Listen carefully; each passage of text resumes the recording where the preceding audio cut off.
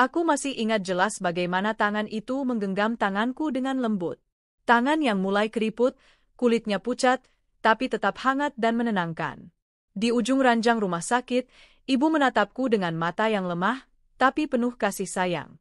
Sinar mata itu seperti ingin menyalurkan sisa-sisa energi terakhirnya ke dalam diriku. Aku tahu, waktu kami sudah tak banyak lagi. Dokter sudah mengatakan kondisi ibu semakin menurun. Tapi tetap saja, mendengar kalimat itu bukan hal yang mudah. Aku tidak punya banyak harta, nah? Suara ibu serak, perlahan, seperti setiap kata harus diperjuangkan untuk keluar dari tenggorokannya yang kering. Tapi aku ingin kau menyimpan sesuatu yang paling berarti bagiku.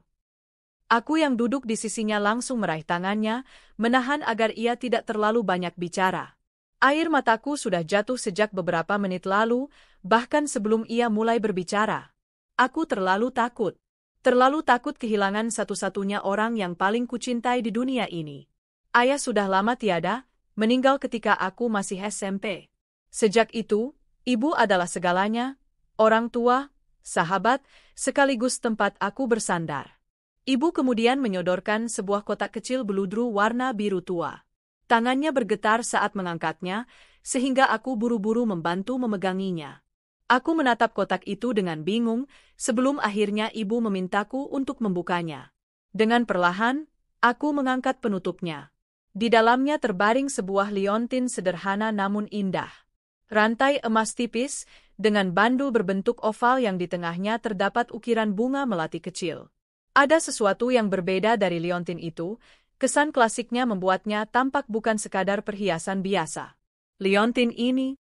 Ibu terbatuk pelan, aku cepat-cepat menuangkan air ke gelas plastik kecil, membantunya meneguk sedikit. Setelah itu ia melanjutkan, adalah peninggalan dari nenekmu. Lalu ibuku memberikannya padaku ketika aku menikah dengan ayahmu. Dan sekarang, aku ingin kau yang menyimpannya. Aku terisak, memandangi liontin itu. Aku tahu, ibu tidak sekadar memberikan perhiasan. Ia sedang mewariskan sebuah cerita, sebuah kenangan yang panjang dari garis perempuan di keluarga kami. Ibu, aku takut tidak bisa menjaganya. Suaraku pecah, hampir tidak terdengar. Ibu tersenyum lemah, tapi tetap indah. Kau bisa, nak. Aku percaya. Jangan pernah lepaskan liontin itu, jangan sampai hilang. Rawatlah baik-baik. Itu bukan sekadar emas, itu adalah kenangan, doa, dan cinta yang turun-temurun. Janjilah padaku. Aku mengangguk kuat, meski air mata sudah membasahi pipiku.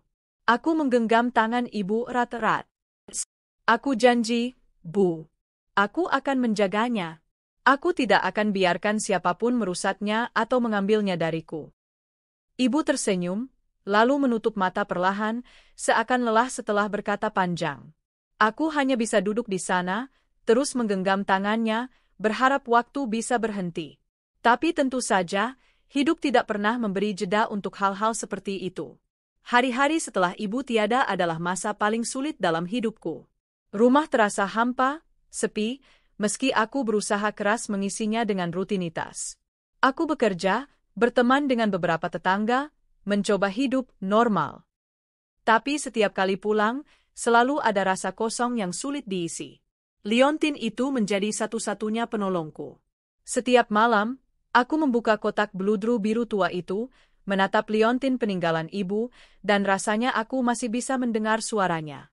Pesannya, janjinya, bahkan aroma tubuhnya seolah masih melekat pada benda kecil itu. Aku tidak pernah memakainya keluar rumah. Aku terlalu takut jika terjadi sesuatu, terjatuh, patah, atau hilang. Jadi aku selalu menyimpannya di lemari kayu jati peninggalan ayah, di bagian terdalam laci, dengan kunci yang selalu kubawa. Kadang aku merasa seperti orang bodoh. Hanya untuk sebuah perhiasan kecil aku bisa segitunya. Tapi setiap kali rasa itu muncul, aku segera teringat lagi pada tatapan mata ibu di ranjang rumah sakit. Tatapan yang syarat doa, harapan, dan cinta. Itu cukup membuatku menghapus semua keraguan. Beberapa tahun kemudian, hidupku mulai mapan. Aku menikah dengan seorang pria yang awalnya kukira akan menjadi pendamping yang baik. Saat itu, Aku hanya ingin punya keluarga kecil, seperti keluarga utuh yang dulu kumiliki sebelum ayah tiada. Di awal pernikahan, segalanya tampak baik-baik saja.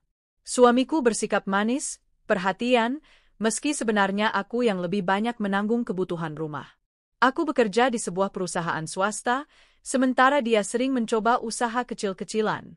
Kadang berhasil sebentar, tapi selalu gagal di akhirnya. Awalnya aku maklum, kupikir wajar mencoba dan gagal.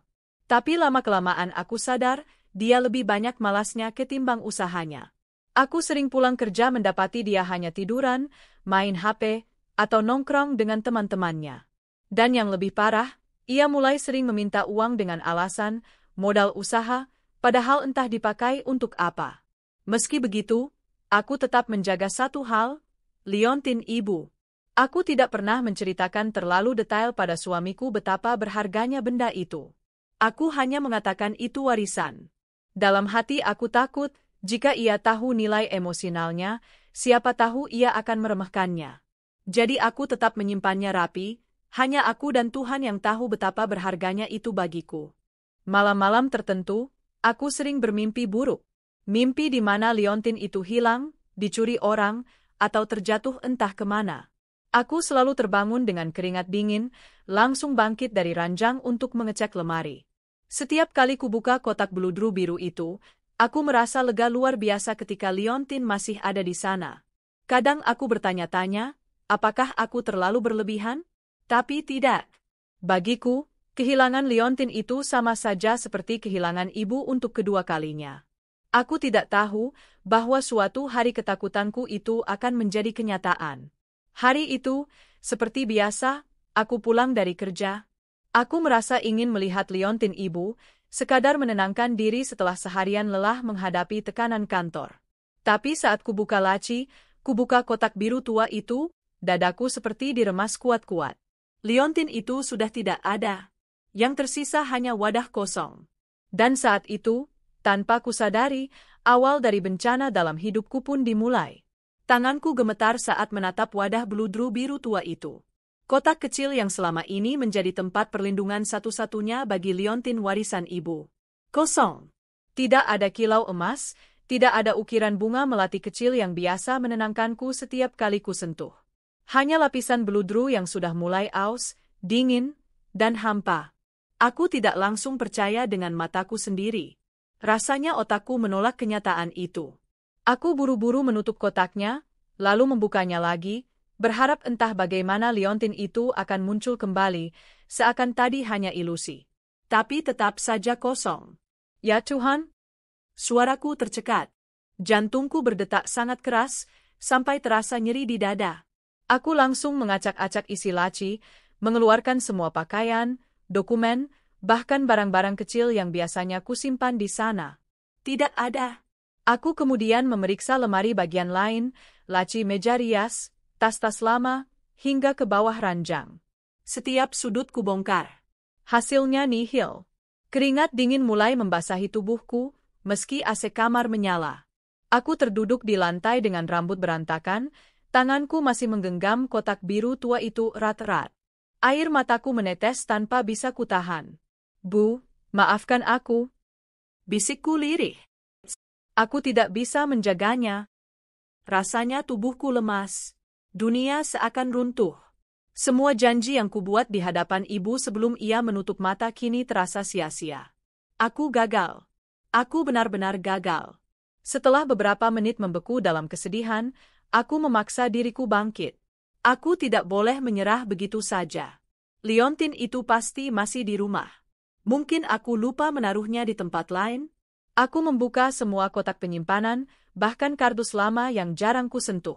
Debu berterbangan, membuatku bersin-bersin, tapi aku tidak peduli. Aku juga memeriksa kamar mandi, dapur, bahkan ruang tamu. Setiap langkah semakin membuatku frustrasi, karena hasilnya tetap sama, kosong. Aku bahkan sempat berpikir, mungkinkah liontin itu jatuh tanpa kusadar? Tapi bagaimana mungkin? Selama ini aku tidak pernah memakainya keluar rumah. Aku terlalu berhati-hati. Pikiranku mulai kacau. Aku mencoba menenangkan diri, menarik napas panjang, tapi yang ada hanya tangis yang kembali pecah. Aku terduduk di sofa, memeluk bantal, menatap kosong ke arah televisi yang mati. Malam itu aku tidak bisa tidur. Bayangan Liontin terus menari-nari di kepalaku. Aku berulang kali berdiri, membuka laci, menatap kotak kosong itu, lalu menutupnya lagi dengan rasa kecewa yang semakin menusuk. Siapa yang masuk ke kamar ini? Pikirku. Aku ingat jelas selalu mengunci rumah saat pergi kerja. Tapi suamiku, dia selalu ada di rumah, atau setidaknya lebih sering di rumah ketimbang aku. Sejak beberapa bulan terakhir, aku mulai menyadari kebiasaan buruknya. Ia sering mengutak-atik lemari. Awalnya aku pikir ia hanya mencari baju atau barang-barangnya, tapi pernah sekali aku memergokinya membuka laci yang seharusnya tidak ada hubungannya dengan keperluannya. Saat itu aku hanya bertanya, dan dia menjawab enteng. Cuma lihat-lihat, siapa tahu ada dokumen penting yang bisa aku pakai untuk urusan usaha. Aku percaya begitu saja. Kini, setelah Liontin itu hilang, pikiranku langsung tertuju padanya. Tapi aku masih berusaha menolak pikiran buruk itu. Tidak mungkin, meski dia malas, meski dia sering bikin aku kesal, tapi masa ia dia tega mengambil Liontin itu? Gumamku. Keesokan harinya, aku memaksa diriku tetap bekerja meski mataku bengkak karena kurang tidur. Sepulang kerja, aku langsung menghadiri arisan warga, karena sudah lama aku jarang hadir. Aku pikir, mungkin dengan bertemu tetangga, pikiranku bisa sedikit teralihkan. Tapi yang terjadi justru sebaliknya. Saat aku duduk di kursi plastik di teras rumah ketua RT, aku melihat sosok yang sudah sangat kukenal. Seorang janda muda, tetanggaku, yang selalu tampil menor dengan make-up tebal dan pakaian ketat. Dia terkenal suka menggoda laki-laki, bahkan sering mengejekku sebagai ibu rumah tangga cupu, yang tidak bisa berdandan. Dia tertawa keras, berbicara dengan gaya centil, menarik perhatian para ibu. Dan di lehernya, berkilau sesuatu yang membuat nafasku tercekat. Liontin. Liontin dengan rantai emas tipis dan bandul oval berukiran bunga melati. Sama persis dengan milikku. Aku menelan ludah, jantungku berdebar kencang. Pandanganku tidak bisa lepas dari benda itu. Setiap kali ia mengibaskan rambutnya atau tertawa sambil menengok ke samping, cahaya sore memantul di Liontin itu, membuatnya tampak semakin jelas. Tidak mungkin, bisikku dalam hati. Tidak mungkin ada dua Liontin yang sama persis. Aku mencoba menenangkan diri. Mungkin memang kebetulan. Mungkin model Liontin itu memang diproduksi banyak dan aku terlalu cepat menyimpulkan. Tapi hatiku berkata lain. Liontin itu terlalu identik. Ukirannya, kilau emasnya, bahkan panjang rantainya. Aku hafal betul. Itu pasti milikku. Sepanjang acara arisan, aku hampir tidak bisa konsentrasi. Aku hanya menatap Liontin itu dari jauh, sambil menahan perasaan yang campur aduk, marah, sedih, dan penasaran. Sesekali janda itu memandangku dengan senyum sinis, seakan tahu aku sedang memperhatikan. Ia bahkan sempat berkata dengan nada mengejek. Bu, kamu gak kepengen juga pakai perhiasan yang cantik-cantik begini? Sayang banget kalau cuma kelihatan polos terus. Nanti suami bisa bosan, loh. Ucapan itu membuat wajahku panas. Aku menunduk, tidak menjawab, tapi dalam hati aku ingin sekali berdiri dan berteriak. Itu Liontin aku. Itu warisan dari ibuku. Tapi aku menahan diri. Aku butuh bukti. Aku tidak bisa asal menuduh. Jika aku salah, aku akan dipermalukan. Sepulang arisan, aku berjalan cepat menuju rumah dengan perasaan kalut. Sesampainya di kamar, aku kembali membuka kotak biru tua itu, seakan ingin memastikan lagi bahwa aku tidak salah. Kosong. Tetap kosong. Aku memeluk kotak itu erat-erat, menangis terseduh-seduh di lantai kamar. Bayangan wajah ibu kembali hadir, bersama suaranya yang bergetar meminta aku menjaga Liontin itu. Bu, apa aku sudah gagal? Apa aku benar-benar tidak bisa menepati janji padamu? Beberapa hari setelahnya, aku mulai mengamati suamiku dengan seksama. Ia terlihat biasa saja, meski aku merasa ada sesuatu yang berbeda. Setiap kali aku menyinggung soal kehilangan barang, ia selalu mengalihkan pembicaraan. Mungkin kamu lupa naruh.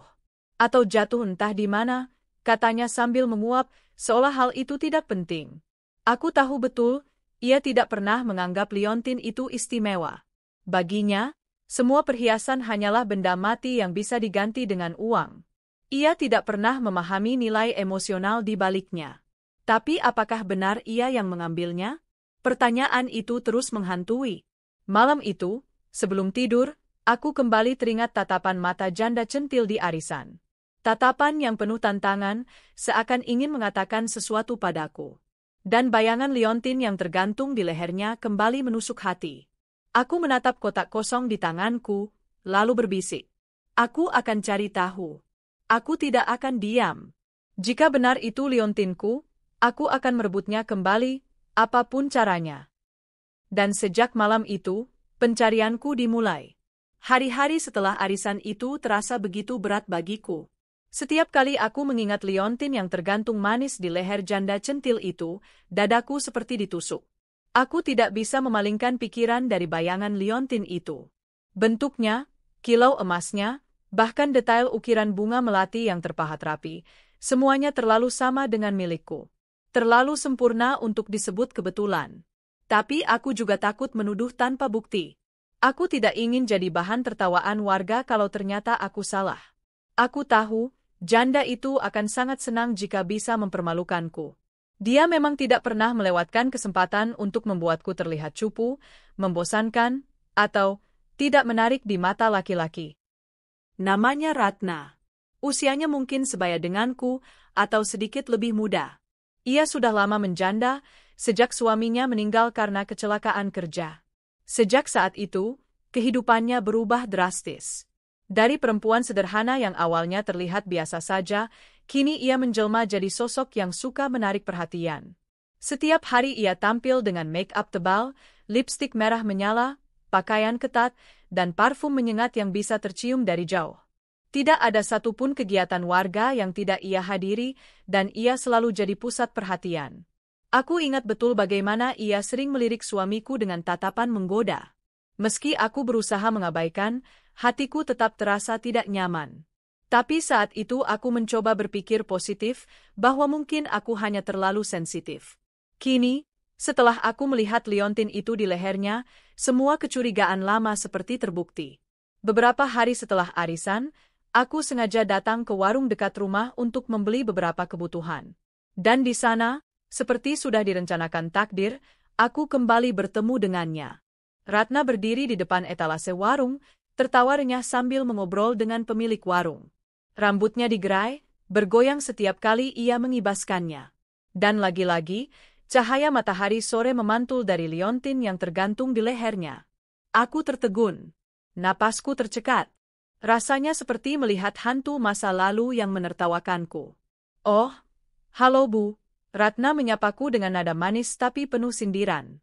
Jarang-jarang kelihatan. Lagi sibuk kerja terus ya?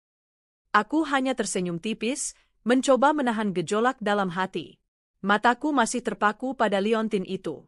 Ratna tampaknya menyadari tatapanku. Dengan sengaja, ia memegang liontin itu dan mengusapnya pelan. Bagus, kan? Ini hadiah, katanya sih mahal banget. Aku juga kaget dikasih perhiasan sebagus ini. Memang pantas ya buat perempuan yang tahu cara merawat diri. Ucapan itu membuat darahku mendidih. Aku tahu, ia tidak hanya sedang pamer, tapi juga menyindirku. Hatiku ingin berteriak, ingin langsung merampas liontin itu dari lehernya. Tapi aku hanya bisa menggigit bibir, menahan diri. Aku sadar, aku harus berhati-hati. Jika aku salah langkah, justru aku yang akan dipermalukan. Sepulang dari warung, aku langsung mengurung diri di kamar. Aku duduk di lantai, memeluk lutut, memejamkan mata. Bayangan wajah ibu muncul lagi, seakan sedang menatapku dengan kecewa. Bu, apa benar itu liontinmu yang kau wariskan padaku?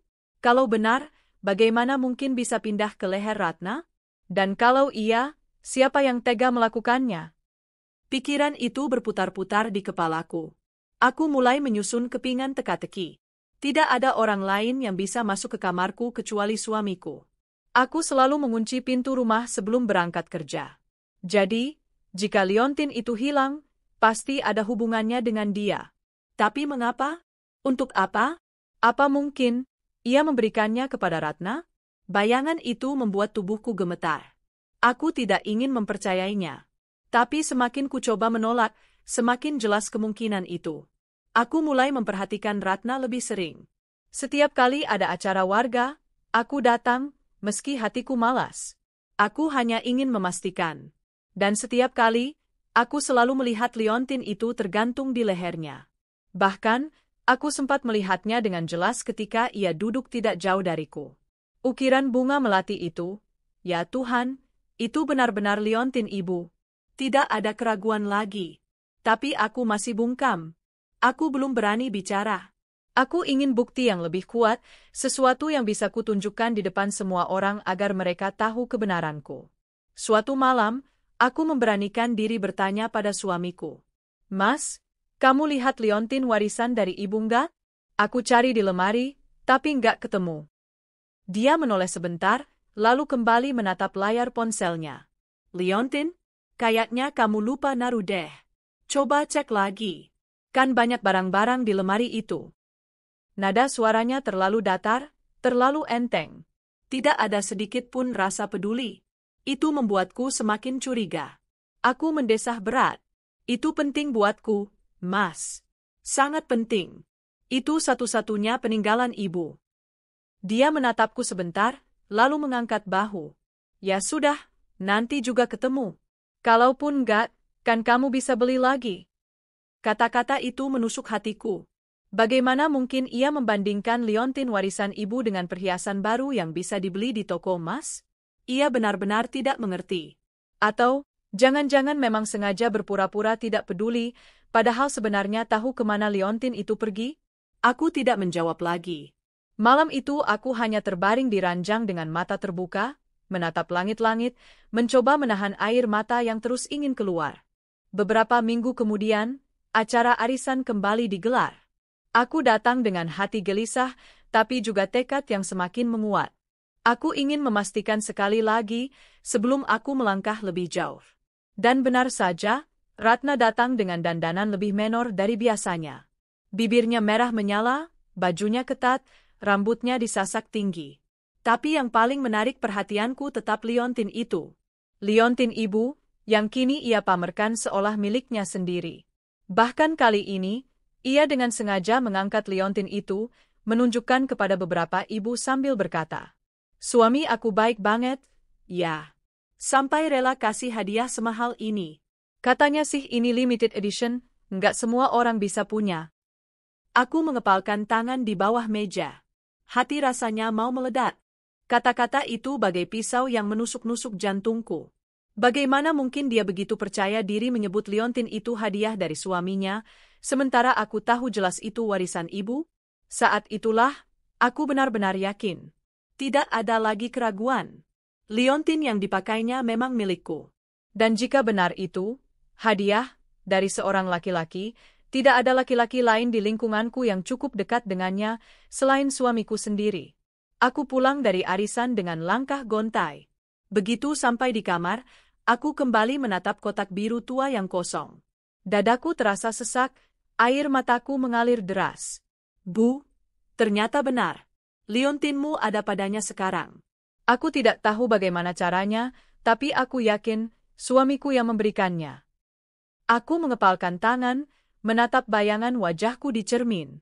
Untuk pertama kalinya, aku merasakan amarah yang begitu besar. Amarah pada suamiku, pada Ratna, pada semua pengkhianatan yang selama ini tidak pernah kubayangkan akan terjadi. Dan dalam hati, aku bersumpah. Aku akan merebut liontin itu kembali, apapun yang terjadi. Hari-hari berikutnya menjadi masa paling berat dalam hidupku. Setiap kali melihat wajah suamiku, hatiku terasa perih. Aku tidak bisa lagi menatapnya dengan rasa percaya seperti dulu.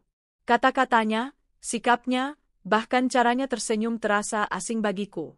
Seolah aku sedang hidup serumah dengan orang yang tidak kukenal. Aku masih mencoba menahan diri, mencoba mencari kepastian. Aku tidak mau gegabah. Tapi semakin hari, bukti-bukti kecil bermunculan, menyusun sebuah kebenaran pahit yang tidak bisa lagi kutolak. Suamiku mulai sering keluar malam. Awalnya ia bilang ada urusan dengan teman, katanya sedang mencari peluang usaha baru. Aku tidak langsung curiga, Meski aku tahu itu alasan klasik yang sering ia gunakan. Tapi kali ini berbeda. Aku memperhatikan gerak-geriknya. Setiap kali ia hendak pergi, ia tampak terlalu rapi. Parfum disemprotkan berlebihan, kemeja yang jarang ia pakai kini selalu dikenakan. Padahal dulu, saat dia benar-benar hendak bertemu relasi kerja, ia lebih sering berpenampilan seadanya. "Mas, kok tumben rapi banget?" tanyaku suatu malam. Dia tersenyum canggung. "Ya biar kelihatan serius, kan kalau mau ngobrol soal bisnis nggak enak kalau tampil berantakan." Aku hanya mengangguk. Tapi hatiku tidak menerima begitu saja. Aku tahu ada yang disembunyikan. Kecurigaanku semakin kuat ketika salah seorang tetangga, seorang ibu tua yang tinggal tidak jauh dari rumah Ratna, berbicara padaku saat aku berbelanja di warung. "Bu, maaf ya, saya nggak bermaksud ikut campur. Tapi saya sering lihat suami ibu keluar masuk rumah Bu Ratna belakangan ini. Kadang malam-malam, kadang siang waktu ibu kerja." Aku terdiam, darahku terasa berhenti mengalir sejenak. Aku berusaha tersenyum, pura-pura tenang, meski di dalam dada, jantungku berdetak kencang. "Oh, mungkin salah lihat, Bu," jawabku terbata-bata. Tapi dalam hati aku tahu, ibu tua itu tidak mungkin berbohong. Dan tiba-tiba semua potongan puzzle mulai menyatu. Hilangnya Liontin, Ratna yang memamerkannya, suamiku yang berubah sikap, semuanya mengarah ke satu kebenaran yang sama. Aku tidak ingin hanya mendengar dari orang lain. Aku perlu bukti nyata. Maka aku mulai memperhatikan pergerakan suamiku lebih teliti. Suatu malam, saat ia keluar dengan alasan, ada urusan bisnis, aku diam-diam mengikutinya dari jauh. Aku bersembunyi di balik bayangan rumah, berusaha tidak ketahuan. Dan benar saja, langkahnya membawanya ke rumah Ratna. Aku melihat jelas bagaimana ia mengetuk pintu, lalu Ratna membukakan dengan senyum menggoda. Mereka bercakap sebentar di depan pintu sebelum akhirnya masuk bersama. Kaki dan tanganku gemetar. Air mata menetes tanpa bisa kutahan. Rasanya tubuhku seperti kehilangan tulang penyangga. Aku ingin sekali berlari, menyerbu masuk, menjerit di depan mereka. Tapi aku menahan diri. Aku ingin bukti yang lebih kuat. Aku ingin kebenaran yang tak bisa dibantah lagi. Beberapa hari kemudian, aku memberanikan diri menginterogasi suamiku. Aku memilih waktu malam, ketika ia sudah terlihat santai di ruang tamu, menonton televisi. "Mas," suaraku bergetar, tapi aku mencoba tegar. "Aku mau tanya jujur. Apa kamu yang mengambil liontin warisan ibu?" Dia menoleh sebentar, lalu tertawa kecil. "Halah, kamu masih mikirin itu? Sudah kubilang, mungkin kamu lupa naruh." Aku menatap matanya dalam-dalam. "Jangan bohong. Aku tahu liontin itu ada pada Ratna." Wajahnya langsung berubah. Senyumnya lenyap, digantikan ekspresi kaku. "Kamu lihat sendiri?" tanyanya cepat, nadanya menantang. Aku mengangguk, air mataku mulai mengalir. "Aku lihat. Bukan sekali, tapi berkali-kali. Dan aku juga tahu kamu sering ke rumahnya. Jangan pura-pura tidak tahu, Mas. Katakan yang sebenarnya." Suasana hening beberapa detik. Lalu ia mendesah panjang, menutup wajah dengan tangannya. "Ya sudah," katanya akhirnya. "Memang aku yang ambil. Aku kasih ke Ratna." Hatiku hancur seketika. Meski aku sudah menduga, mendengarnya langsung dari mulutnya tetap membuat dada ini seperti diremuk. Aku menatapnya tak percaya. "Kenapa, Mas? Kenapa kau tega? Itu satu-satunya kenangan dari ibu. Kamu tahu betul betapa berharganya liontin itu bagiku." Dia mengangkat wajah, menatapku dengan mata yang tampak kesal. "Kamu ini lebay sekali. Itu cuma liontin. Cuma emas kecil. Kalau mau, nanti aku belikan yang baru. Apa susahnya?" Kata-kata itu seperti racun yang membakar seluruh darahku. "Cuma emas kecil?" Suaraku meninggi. "Buatmu mungkin cuma emas, tapi buatku itu warisan ibu. Itu doa, itu pesan terakhirnya padaku. Kamu tahu, kan, bagaimana aku bersumpah akan menjaganya? Dan sekarang, kamu tega mencurinya, memberikannya pada perempuan lain." Dia bangkit dari sofa, menatapku dengan tatapan dingin. Aku bingung mau kasih hadiah apa buat Ratna waktu ulang tahunnya. Aku nggak punya uang. Kamu nggak pernah kasih modal lagi.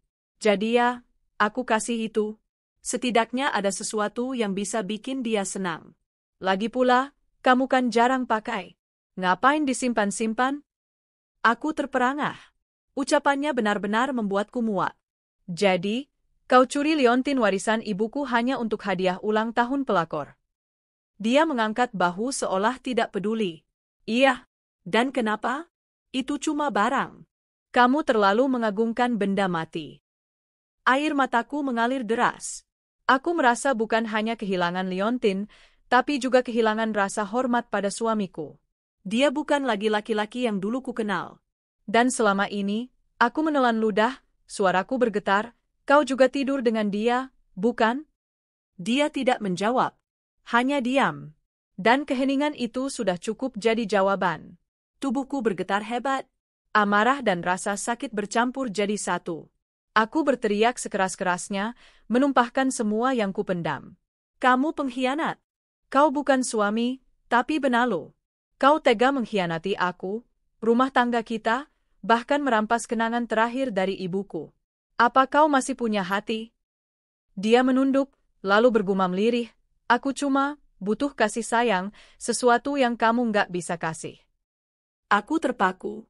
Kata-kata itu menghantamku, tapi bukan karena aku merasa bersalah, melainkan karena aku sadar, alasan itu hanyalah topeng untuk menutupi kelemahannya. Lelaki malas yang tidak pernah mau berusaha, tapi selalu menuntut lebih. Malam itu menjadi malam terpanjang dalam hidupku. Aku duduk di kamar dengan mata bengkak, memandangi kotak biru tua yang kosong. Suamiku tidur di ruang tamu, mungkin karena tidak tahan dengan tangisku. Dalam hati, aku membuat keputusan. Aku tidak bisa diam. Aku tidak bisa membiarkan liontin ibu tetap berada di tangan pelakor itu.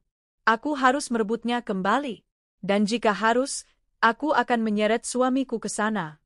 Aku akan membongkar semuanya di depan warga, agar mereka tahu siapa sebenarnya Ratna, siapa sebenarnya suamiku. Sebab bagi diriku, liontin itu bukan sekadar emas. Itu adalah kehormatan. Dan aku akan berjuang sampai titik darah penghabisan untuk mendapatkannya kembali. Malam itu, setelah mendengar pengakuan suamiku yang dingin, aku tidak bisa tidur. Aku duduk di tepi ranjang, memandangi kosong kotak liontin yang kini tak lagi berisi. Air mataku sudah habis, berganti dengan amarah dan tekad. Aku tidak mau lagi hanya menjadi korban. Aku harus merebut kembali apa yang menjadi hakku, bukan hanya liontin, tapi juga harga diriku sebagai seorang istri yang dikhianati. Keesokan paginya, aku sengaja bangun lebih awal. Suamiku masih tertidur di ruang tamu dengan posisi miring, wajahnya terlihat letih tapi tidak menyesal. Aku memandanginya lama, mencoba mencari sedikit penyesalan dari raut wajahnya, namun tidak kutemukan apapun. Baiklah, gumamku pelan, kalau kau tak bisa menyesali perbuatanmu, biar aku yang membuatmu menanggung akibatnya. Aku menyiapkan rencana. Aku tahu hari itu adalah hari Minggu, waktunya warga biasanya berkumpul di rumah Ratna untuk arisan rutin. Aku memutuskan itu adalah saat yang tepat. Aku tidak hanya ingin mengambil kembali liontin, aku ingin semua orang tahu kebenaran, bahwa liontin yang dipamerkan Ratna bukan miliknya, melainkan hasil curian dari suamiku yang diberikan sebagai hadiah murahan untuk membayar perselingkuhan mereka. Siang harinya, saat suamiku baru bangun, aku menatapnya tajam. Mas, kataku dengan nada tegas, kamu ikut aku ke rumah Ratna sekarang juga. Dia mengerutkan dahi. Ngapain? Aku melipat tangan di dada. Ambil liontin ibuku. Aku nggak peduli bagaimana caranya, tapi kamu harus ikut. Aku tidak akan biarkan benda itu tetap di sana. Dia terdiam sebentar, lalu mencoba mengelak. Ya Allah, kamu ini keras kepala sekali. Itu cuma liontin, aku sudah bilang. Nanti aku belikan yang baru. Aku membentak keras. Diam. Jangan pernah samakan liontin ibuku dengan barang lain. Kalau kamu nggak ikut aku sekarang, aku sendiri yang akan ke sana dan membongkar semuanya di depan orang banyak. Wajahnya pucat. Dia tahu aku serius. Dengan enggan, ia akhirnya bangkit, mengenakan kaos lusuh, lalu mengikutiku keluar rumah. Di rumah Ratna, suasana ramai. Banyak ibu-ibu berkumpul, Sebagian duduk di teras sambil mengobrol, sebagian lain di ruang tamu. Gelak tawa terdengar riuh, khas arisan yang penuh gosip dan cerita ringan. Aku melangkah masuk dengan wajah dingin, menyeret suamiku yang menunduk malu. Semua mata langsung tertuju padaku. Oh, Mbak datang juga? Ratna menyambut dengan senyum lebar, meski matanya menyipit penuh sindiran. Ia mengenakan gaun ketat berwarna merah menyala, rambutnya terurai rapi, dan yang paling menyakitkan, liontin ibuku menggantung manis di lehernya, berkilau terkena cahaya matahari. Aku mengepalkan tangan. Dadaku terasa panas. Inilah saatnya. Aku datang bukan untuk arisan, kataku lantang, menghentikan percakapan semua orang. Aku datang untuk sesuatu yang lebih penting. Ibu-ibu mulai saling berbisik. Ratna tertawa kecil. Oh ya? Apa itu? Aku melangkah maju, menatap liontin di lehernya. Liontin yang kau pakai itu adalah milikku, warisan dari ibuku. Dan aku tahu siapa yang memberikannya padamu. Keributan kecil mulai terdengar dari kerumunan. Ratna memegang liontinnya dengan gaya, lalu berkata angkuh, "Hah? Jangan asal nuduh dong. Ini hadiah ulang tahunku dari seseorang yang spesial. Masa ia barang ini punyamu?" Aku menoleh ke arah suamiku yang berdiri di sampingku, wajahnya memerah, keringat bercucuran. Aku menunjuknya dengan telunjuk gemetar karena emosi. Dialah yang memberikannya padamu. Suamiku sendiri. Dia mencuri liontin itu dari lemari rumahku, lalu memberikannya padamu sebagai hadiah ulang tahun. Itu warisan ibuku, satu-satunya kenangan yang kumiliki darinya. Dan kalian berdua tega mengkhianati aku sekejam ini. Suasana berubah hening. Semua ibu-ibu menatap Ratna dengan tatapan terkejut, sebagian mulai menggumam. Serius itu liontin curian? Bisik seorang ibu. Ya ampun, tega banget ya, sahut yang lain. Ratna panik sejenak, tapi lalu mencoba menutupi. Jangan bohong, Mbak. Suamimu yang kasih langsung ke aku, masa aku tahu itu hasil curian? Lagi pula, dia sendiri yang bilang itu miliknya, bukan milikmu. Aku melangkah maju dengan mata berapi-api. Jangan berani berbohong lagi, Ratna. Semua orang tahu aku selalu pakai liontin itu setiap ada acara besar. Semua warga pernah lihat. Dan sekarang tiba-tiba liontin itu ada di lehermu? Apa itu kebetulan? Beberapa warga mengangguk, mengingat kembali. Salah seorang ibu bersuara, "Betul, aku sering lihat dia pakai liontin itu waktu acara 17-an. Bentuknya khas sekali. Nggak mungkin salah." Ratna mulai gelisah. Tangannya memegang liontin erat, seolah takut dirampas. Aku menoleh pada suamiku yang masih diam membisu. Sekarang katakan, Mas, katakan di depan semua orang. Bukankah kamu sendiri yang mengaku mencuri liontin itu dari lemariku dan memberikannya pada Ratna? Dia terdiam, menunduk. Warga mulai berteriak-teriak. Ayo, ngomong. Jangan diam aja. Iya, jangan pengecut. Akhirnya, dengan suara pelan, hampir tak terdengar, suamiku mengangguk. Iya, benar. Aku yang kasih. Seketika, semua orang heboh. Ratna menjerit. Apa? Kamu gila? Kenapa ngaku begitu saja? Aku berteriak lantang, mengatasi kebisingan. Dengar semua. Suamiku sendiri sudah mengaku. Liontin yang dipakai Ratna ini hasil curian. Hasil pengkhianatan. Dia rela menukar kehormatan dan kepercayaan istrinya demi memuaskan nafsu dengan seorang janda centil. Sorak-sorai dan cemoohan warga pecah. Dasar pelakor murahan. Suami nggak tahu diri. Ratna berusaha bertahan. Wajahnya merah padam, suaranya meninggi. Hei, jangan seenaknya ngomong begitu. Aku nggak tahu kalau itu hasil curian. Tapi warga sudah tidak peduli. Salah seorang bapak yang kebetulan lewat ikut bersuara. Semua orang juga tahu kamu sama suaminya sering kelihatan mesra. Sekarang kebongkarkan aslinya. Ratna mencoba menutupi wajahnya dengan tangan, tapi semua orang terus mempermalukannya. Aku melangkah lebih dekat, meraih liontin di lehernya, lalu menariknya dengan kasar. Rantai liontin hampir putus, tapi akhirnya terlepas dari lehernya. Aku menggenggam liontin itu erat, air mata menetes bercampur amarah. Ini bukan milikmu, Ratna. Ini milik ibuku. Kau tidak pantas menyentuhnya. Dan kau, aku menoleh pada suamiku dengan tatapan tajam, kau tidak pantas lagi jadi suamiku. Suamiku mencoba meraih tanganku. Sayang, maaf. Aku hilaf. Aku bingung mau kasih apa. Aku cuma ingin dianggap. Aku mendorong tangannya keras-keras hingga ia terhuyung. Jangan panggil aku sayang lagi. Kau sudah mengkhianati aku, rumah tangga kita, bahkan warisan ibuku. Apa lagi yang tersisa darimu? Tidak. Warga bersorak setuju. Ceraikan aja, Bu. Laki-laki model begini cuma bikin susah. Betul, suami kok kayak benalu. Suamiku menunduk, wajahnya pucat, telinganya memerah karena malu. Ratna pun tidak bisa berkata apa-apa lagi, ia masuk ke dalam rumah dengan teriakan histeris, meninggalkan semua orang yang masih mencemooh.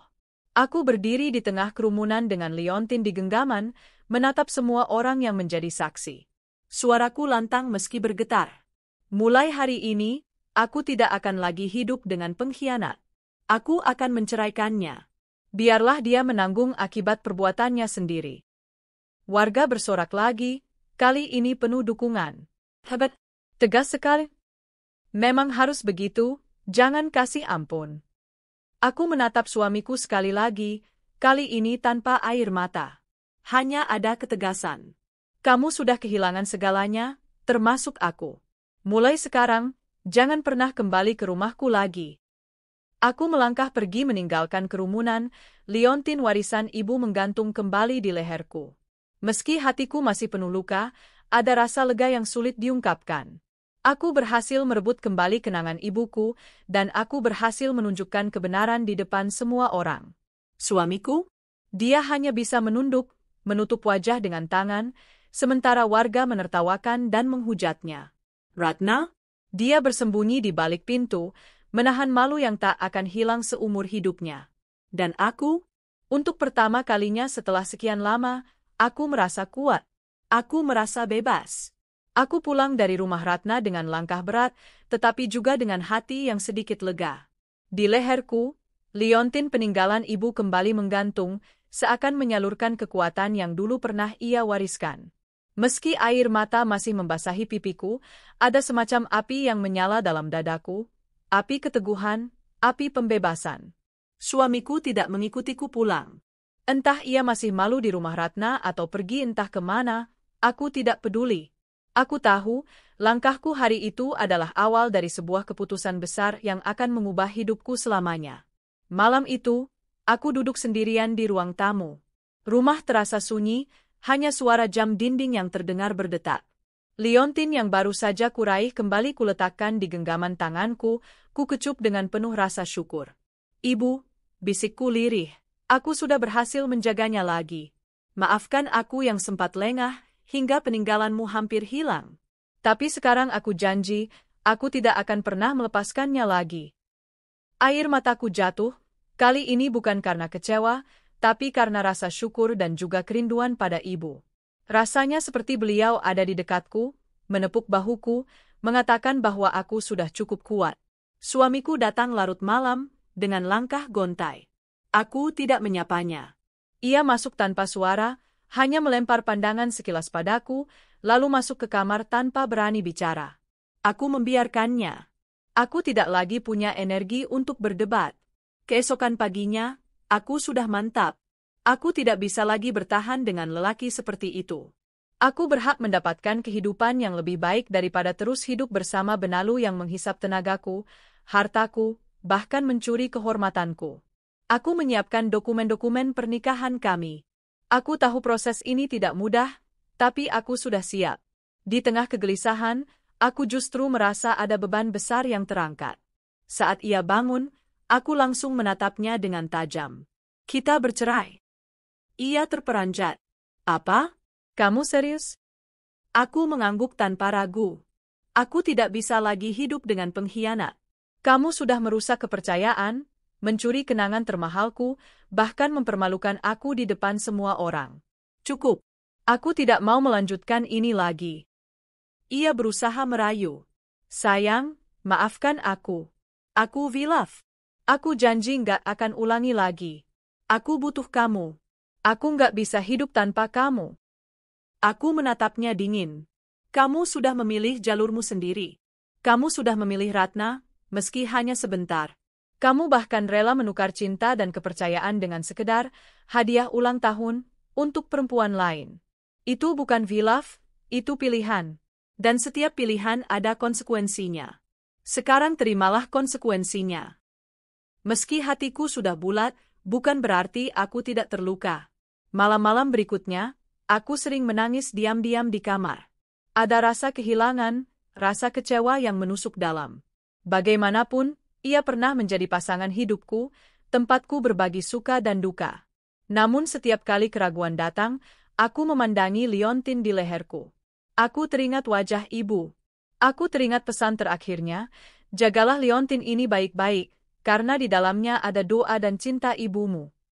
Dan aku sadar, bagaimana mungkin aku bisa menjaga warisan ibu jika aku bahkan tidak bisa menjaga diriku sendiri dari orang yang mengkhianatiku? Aku harus memilih antara tetap jadi korban atau berdiri dan membela harga diriku. Beberapa hari kemudian, kabar konfrontasi di rumah Ratna menyebar ke seluruh kampung. Warga banyak yang datang menemuiku, memberi semangat. Bu, kamu hebat sekali kemarin. Tegas dan berani. Jangan takut sendirian, kami semua mendukungmu. Suami begitu memang tidak pantas dipertahankan. Dukungan itu membuatku lebih kuat. Aku sadar aku tidak sendiri. Aku punya orang-orang yang mengerti, yang menghargai keteguhan sikapku. Bahkan beberapa ibu menawarkanku pekerjaan sampingan atau bantuan jika aku butuh. Sebaliknya, Ratna jadi bahan gunjingan. Namanya disebut dengan penuh hinaan. Setiap kali ia lewat, orang-orang memandangnya dengan sinis. Suamiku pun jadi bahan tertawaan. Banyak yang berkata, lelaki kok numpang hidup tapi selingkuh. Dasar nggak tahu diri. Aku mengurus perceraian dengan hati mantap. Prosesnya melelahkan, penuh dengan administrasi dan sidang di pengadilan, tapi aku menjalaninya dengan tenang. Suamiku sempat mencoba menolak, katanya ia masih ingin bertahan. Tapi aku tahu, keinginannya hanya karena ia tidak punya tempat lain untuk bergantung, bukan karena cinta. Di persidangan, aku berdiri tegak. Hakim menatapku, lalu bertanya apakah aku benar-benar yakin dengan keputusan ini. Dengan suara lantang aku menjawab, "Ya, Yang Mulia. Demi kehormatan diriku, demi warisan ibuku, demi hidupku yang lebih baik, aku yakin." Dan palu diketuk. Perceraian kami resmi. Hari ketika aku resmi bercerai, aku merasa ada pintu besar yang tertutup, pintu penuh luka, pengkhianatan, dan air mata. Tapi bersamaan dengan itu, ada pintu baru yang terbuka lebar, pintu kebebasan, pintu harapan. Aku pulang dengan perasaan campur aduk. Rumah terasa lebih sepi, tapi sepi yang menenangkan. Tidak ada lagi pertengkaran, tidak ada lagi ketakutan tentang kemana suamiku pergi, tidak ada lagi keresahan melihatnya bermalas-malasan tanpa usaha. Aku menyalakan lampu, duduk di ruang tamu, dan menyeduh teh hangat untuk diriku sendiri. Saat menyesap perlahan, aku tersenyum untuk pertama kalinya setelah sekian lama. Beginilah rasanya bebas, gumamku. Kabar tentang suamiku setelah perceraian cepat menyebar. Ia tidak lagi tinggal di kampung kami. Katanya, ia sempat numpang di rumah seorang temannya, lalu berpindah-pindah karena tidak ada yang tahan dengan kebiasaan buruknya. Malas, tidak mau bekerja, hanya pandai meminta. Beberapa orang bilang ia mencoba kembali mendekati Ratna, tapi Ratna menolaknya mentah-mentah. Nama mereka berdua sudah rusak di mata warga. Mereka tidak lagi disegani, bahkan sering jadi bahan ejekan. Aku tidak tertawa melihat nasibnya, tapi aku juga tidak iba. Ia sedang menanggung buah dari perbuatannya sendiri. Itu adil. Aku mulai menata hidupku. Aku bekerja lebih giat, mengikuti kursus kecil untuk menambah keterampilan, dan perlahan-lahan memperbaiki kondisi ekonomi. Aku tidak lagi perlu memikirkan seorang suami yang jadi beban. Semua hasil kerja keras kini untuk diriku sendiri. Setiap kali aku merasa lelah, aku menggenggam liontin warisan ibu. Itu menjadi simbol kekuatanku, pengingat bahwa aku tidak pernah benar-benar sendiri. Ada doa ibu yang selalu menyertaiku. Orang-orang di sekelilingku pun makin menghargai aku. Mereka bilang aku contoh perempuan tangguh, perempuan yang tidak mau diinjak-injak. Itu membuatku bangga. Perpisahan ini bukan akhir yang menyedihkan, tapi awal yang membebaskan. Aku belajar bahwa terkadang kita harus berani melepas sesuatu, bahkan seseorang, yang hanya memberi luka. Aku tahu perjalanan masih panjang. Aku tahu akan ada tantangan baru. Tapi aku siap. Karena sekarang, aku bukan lagi perempuan yang takut kehilangan. Aku adalah perempuan yang sudah kehilangan segalanya, tapi tetap bisa berdiri tegak, bahkan lebih kuat dari sebelumnya. Liontin di leherku berkilau di bawah sinar matahari sore. Aku tersenyum, memandang ke langit. Ibu, aku sudah bebas. Dan aku berjanji, aku akan hidup dengan sebaik-baiknya, sesuai doa yang kau titipkan di liontin ini. Hari-hari setelah perceraian berjalan dengan ritme yang berbeda. Awalnya terasa canggung, pulang ke rumah yang kini hanya dihuni satu orang, bangun pagi tanpa ada suara laki-laki yang biasanya berseliweran meski hanya untuk meminta uang. Tapi semakin hari, aku mulai terbiasa. Bahkan, aku mulai menikmati kesunyian itu. Dulu, setiap malam selalu dipenuhi rasa was-was, apakah suamiku akan pulang, atau malah bermalam di rumah Ratna? Aku sering menunggu dengan hati cemas, telinga terjaga, dan mata sembab. Kini, malamku tenang. Aku bisa tidur nyenyak tanpa gangguan. Aku mulai merapikan rumah sesuai dengan keinginanku sendiri. Barang-barang milik suamiku kuletakkan di sudut gudang, sebagian kuberikan pada tetangga yang membutuhkan. Ruang tamu yang dulu terasa sumpek kini lebih lapang. Dinding kuwarnai ulang dengan warna lembut, aku mengganti gorden, dan menambahkan pot bunga di teras. Setiap kali aku membuka pintu di pagi hari, menyapu halaman, aku merasa seperti menyambut kehidupan yang benar-benar baru. Kehidupan tanpa suami ternyata memberiku banyak waktu luang untuk diri sendiri. Aku mulai menekuni hal-hal yang dulu kupendam. Aku kembali membaca buku-buku lama peninggalan ibu, terutama tentang keterampilan rumah tangga dan sedikit tentang usaha kecil. Aku juga mulai belajar memasak resep-resep baru dari internet. Tak jarang, hasil masakanku kubagi dengan tetangga, dan mereka memuji rasanya. "Bu, ini enak sekali. Harusnya dijual, loh," kata salah seorang tetangga. Dari sanalah timbul ide kecil. Mengapa tidak mencoba berjualan makanan? Aku tahu kemampuanku terbatas, tapi aku percaya jika dijalani dengan tekun, akan ada hasilnya. Aku mulai dengan sederhana. Setiap pagi, aku membuat kue basah, risoles, pastel, klepon, dan beberapa jenis jajanan tradisional lain. Lalu kubawa ke warung dekat rumah dan kutitipkan. Awalnya hanya sedikit yang laku. Tapi perlahan, karena rasanya enak dan harganya terjangkau, orang-orang mulai mencari. Pemilik warung bahkan meminta tambah stok. Dari situ, aku semakin bersemangat. Tidak berhenti di situ, aku juga mulai menerima pesanan untuk acara kecil-kecilan, seperti pengajian atau ulang tahun anak. Dari mulut ke mulut, usahaku semakin dikenal. Aku tidak menyangka, sesuatu yang awalnya hanya untuk mengisi waktu kini mulai memberiku penghasilan tambahan. Aku bisa membayar kebutuhan rumah tanpa harus bergantung pada siapapun. Rasanya luar biasa. Warga di kampung juga semakin menghormatiku. Mereka melihat bagaimana aku bangkit dari keterpurukan. "Hebat sekali, Bu. Padahal kemarin sempat jatuh karena suami, sekarang malah makin kuat. Kami bangga punya tetangga seperti Anda." Dukungan itu membuatku tersenyum. Dulu aku sering merasa kecil, merasa hina karena memiliki suami pemalas yang suka selingkuh. Kini, aku justru dikenal sebagai perempuan tangguh. Pandangan orang berubah, dan itu membuatku percaya diri. Bagaimana dengan Ratna? Ia kini jarang terlihat. Setelah kejadian di arisan, ia menjadi bahan gunjingan. Banyak yang mengucilkannya, bahkan ibu-ibu arisan memutuskan untuk tidak lagi mengadakan pertemuan di rumahnya. Kadang aku masih melihatnya dari kejauhan. Wajahnya tidak lagi semekar dulu, senyum centilnya hilang.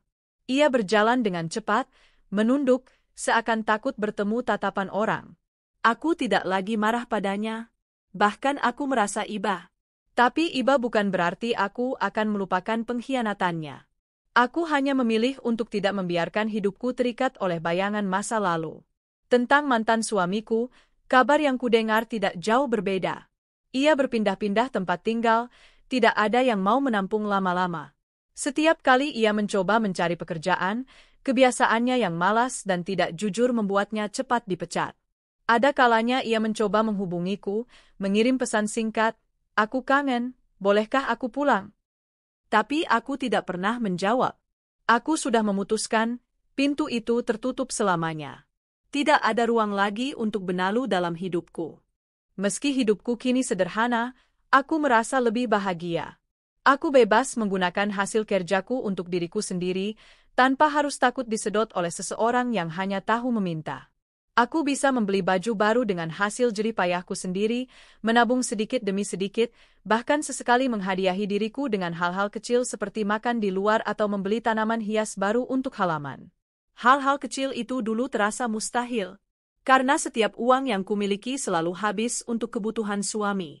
Kini, aku bisa mengatur semuanya sesuai kebutuhanku sendiri. Setiap malam, sebelum tidur, aku selalu melepas liontin dari leherku, meletakkannya di kotak biru tua yang dulu sempat kosong.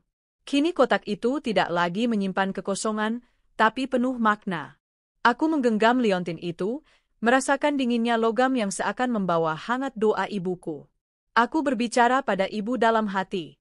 "Ibu, aku sudah melewati semua ini. Liontinmu benar-benar menjadi kekuatanku. Aku tidak tahu bagaimana jadinya kalau aku tidak punya kenangan darimu ini. Mungkin aku sudah menyerah. Tapi sekarang aku berdiri, lebih kuat, lebih tegar. Semua berkat doa dan pesanmu." Dan entah mengapa, setiap kali aku mengucapkan itu, hatiku menjadi lebih tenang. Aku mulai memahami bahwa kebahagiaan bukan soal memiliki pasangan atau tidak, melainkan soal bagaimana kita bisa menghargai diri sendiri.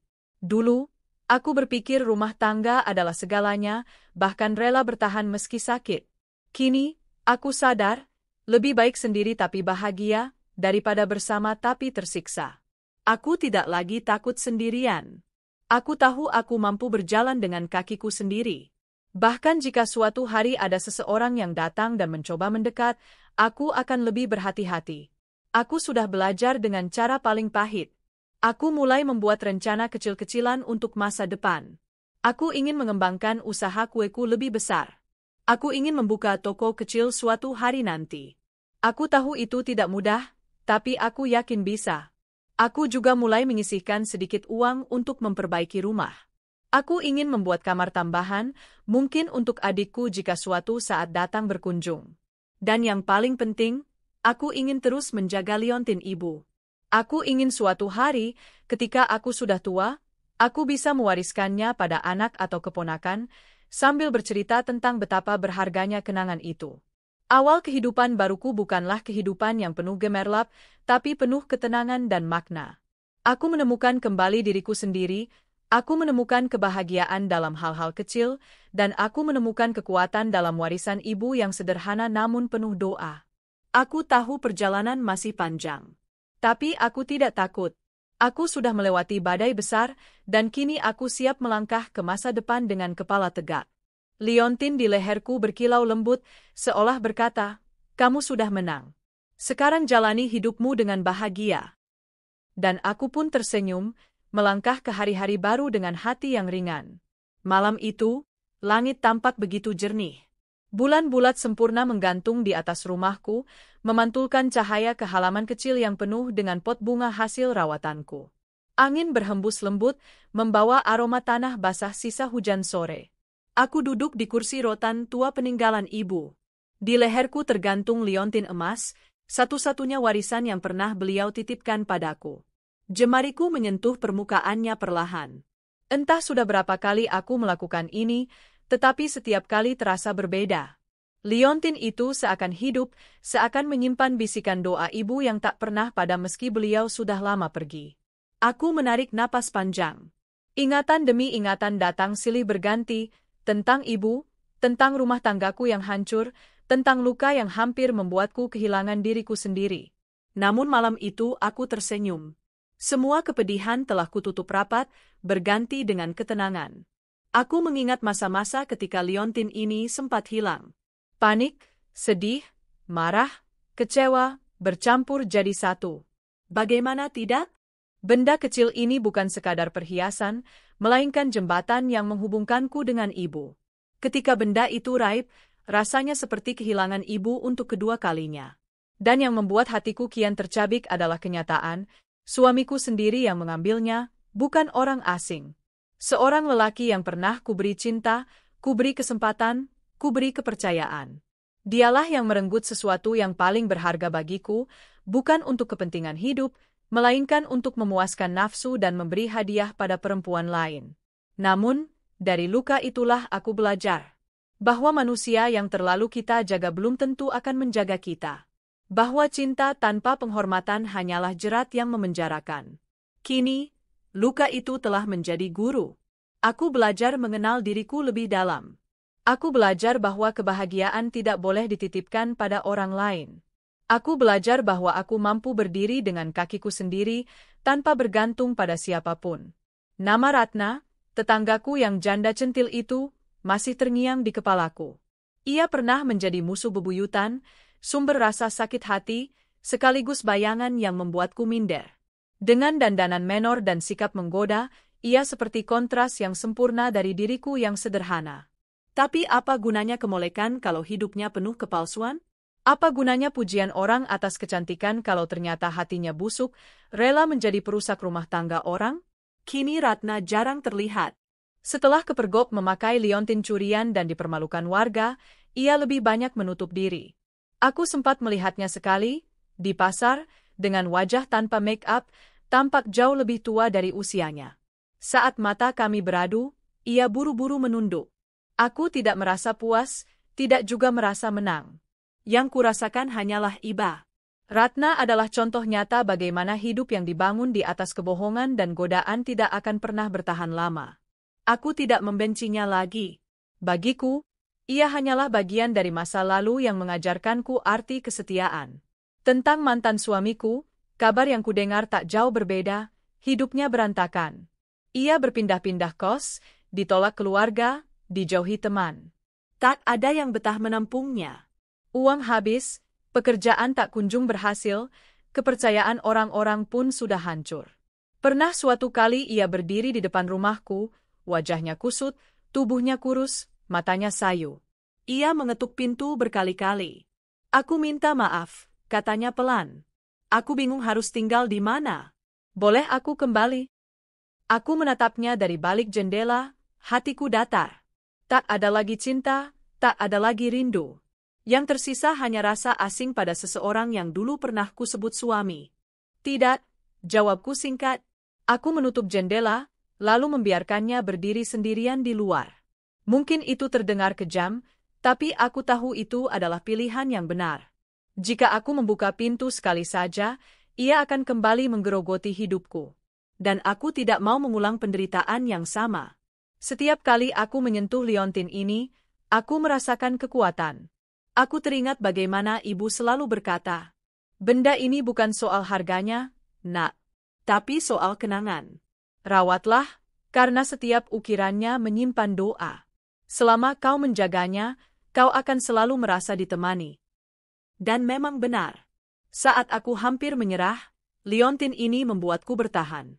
Saat aku merasa sendirian, liontin ini membuatku kuat. Liontin ini seperti simbol bahwa meski ibu sudah tiada, cintanya tak pernah hilang. Kini aku mengalungkan liontin itu bukan hanya sebagai perhiasan, tapi sebagai peringatan. Bahwa aku harus menghargai diriku sendiri. Bahwa aku tidak boleh lagi membiarkan siapapun merampas kebahagiaanku. Setelah perceraian, aku tidak lagi mengejar kebahagiaan yang besar-besar. Aku tidak lagi bermimpi tentang kehidupan mewah, rumah megah, atau pasangan sempurna. Aku hanya ingin hidup tenang, jujur, dan penuh makna. Aku bahagia saat melihat kuenya habis di warung. Aku bahagia saat tetangga datang memesan makanan untuk acara kecil. Aku bahagia saat bisa menabung sedikit demi sedikit, membeli sesuatu yang kuinginkan dengan hasil jerih payahku sendiri. Aku bahagia saat bisa duduk santai di sore hari, meminum teh panas, sambil membaca buku lama peninggalan ibu. Aku bahagia saat melihat bunga-bunga di halaman rumah mekar, seakan menyambut kehidupan baru yang lebih indah. Kebahagiaan sederhana itu jauh lebih murni daripada kebahagiaan semu yang dulu kucari lewat pernikahan. Jika dulu aku dikenal sebagai perempuan sederhana, cupu, dan membosankan, kini aku dikenal sebagai perempuan tangguh. Banyak warga yang menghormatiku, bukan karena aku cantik, tapi karena aku kuat.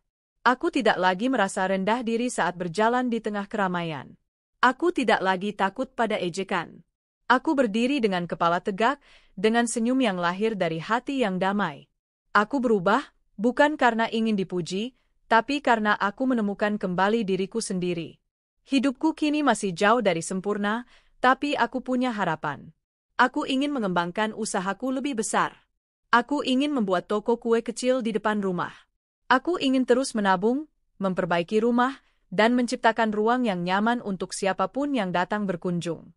Dan tentu, aku ingin terus menjaga liontin ini hingga akhir hidupku. Suatu hari nanti, ketika aku sudah tua, aku akan menyerahkannya pada seseorang yang benar-benar bisa menghargai makna di baliknya. Mungkin pada anak, atau mungkin pada keponakan. Aku ingin berkata pada mereka, ini bukan sekadar perhiasan. Ini adalah lambang cinta, pengorbanan, dan kekuatan. Jaga baik-baik, karena benda kecil ini bisa menjadi cahaya ketika hidupmu gelap. Kini aku sadar, setiap luka yang kualami, setiap air mata yang jatuh, semuanya membawaku ke titik ini. Titik di mana aku bisa berdiri sendiri, lebih kuat daripada sebelumnya. Liontin di leherku berkilau lembut diterpa cahaya bulan. Kilau itu bukan hanya pantulan emas, tapi pantulan perjalanan hidupku, dari kehilangan, pengkhianatan, penghinaan, hingga kebangkitan. Liontin itu akan selalu menjadi pengingat bahwa aku pernah jatuh, tapi aku bangkit, bahwa aku pernah dihina, tapi aku tidak hancur, bahwa aku pernah disakiti, tapi aku tidak kehilangan diriku. Dan yang terpenting, bahwa cinta ibu selalu hidup di dalam diriku, selamanya. Aku menutup mata, tersenyum, lalu berbisik pada diriku sendiri. Aku bahagia. Aku bebas. Aku kuat, dan aku tidak sendirian. Selama liontin ini ada di sisiku, selama doa ibu mengiringiku, aku akan baik-baik saja. Malam itu, dengan bulan yang bersinar terang, aku tahu, perjalanan baruku baru saja dimulai. Aku tidak tahu apa yang menantiku esok hari, tapi aku yakin satu hal, aku akan menjalaninya dengan hati yang berani, dengan kepala tegak, dan dengan liontin warisan ibu yang berkilau abadi di dadaku.